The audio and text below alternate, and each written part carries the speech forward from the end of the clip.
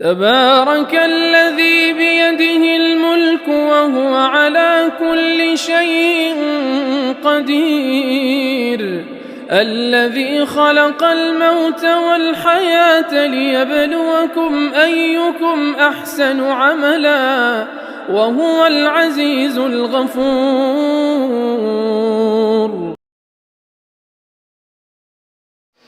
علامہ کشمیری کا ذکر خیر تو میں بچپن سے ہی سنتا رہا۔ والد محترم مولانا محمد عنایت اللہ سبحانی اکثر تذکرہ کرتے، تاہم 30 سال قبل علامہ کشمیری سے باقاعدہ ملاقات کی لذت حاصل ہوئی۔ ہوا یہ کہ ایک اہل حدیث بزرگ سے رفع دین کے مسئلے پر گفتگو کرتے ہوئے ذہن میں خیال آیا۔ خیال یہ تھا کہ نماز کا طریقہ امت نے اماموں سے نہیں سیکھا، بلکہ اماموں نے امت سے سیکھا، اور امت نے روایتوں سے نہیں سیکھا بلکہ عظیم ترین عملی تواتر سے سیکھا۔ اس خیال کی تائید تلاش کرنے کے لیے بہت سے علماء کے در پر حاضری دی، مگر خاموشی ملی۔ تلاش علامہ کشمیری کے دولت کدے تک لے گئی اور وہاں بھرپور ضیافت ہوئی۔ علامہ کشمیری نے عملی تواتر کو سند کے تواتر سے بھی قوی تر قرار دیا ہے اور اسے دین کا اہم ترین ماخذ قرار دیا ہے، نیز بے شمار مسائل میں اس کی تطبیق بھی کی ہے۔ عملی تواتر کا نظریہ اصول فقہ میں غیر معمولی اہمیت رکھتا ہے۔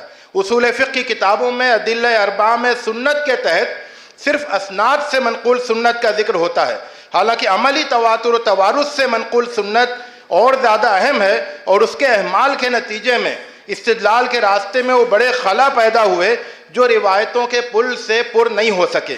علامہ کی تائید کے ساتھ میں آگے بڑھا اور ایک کتاب رقم کر سکا۔ کتاب کا نام رکھا نماز کے اختلافات اور ان کا آسان حل۔ کتاب لے کر نیرل میں مولانا سجاد نعمانی کی خانقاہ میں حاضر ہوا۔ مولانا نے کتاب قبول کی اور ایک شب میں پوری کتاب دیکھ لی۔ صبح کہا کہ تم اسی کو اپنی زندگی کا مشن بنا لو۔ اس کتاب کا پھر عربی میں وہ تیار کی نظریۃ التواتر العملی کے نام سے، اور وہ بیرونی دنیا سے شائع ہوئی۔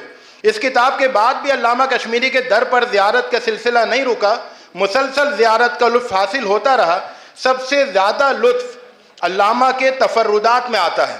عام طور سے علماء کے تفردات کو حفوات شمار کر کے نظر انداز کیا جاتا ہے، لیکن علامہ کے تفردات کو حفوات قرار دینا ان کے ساتھ زیادتی ہوگی۔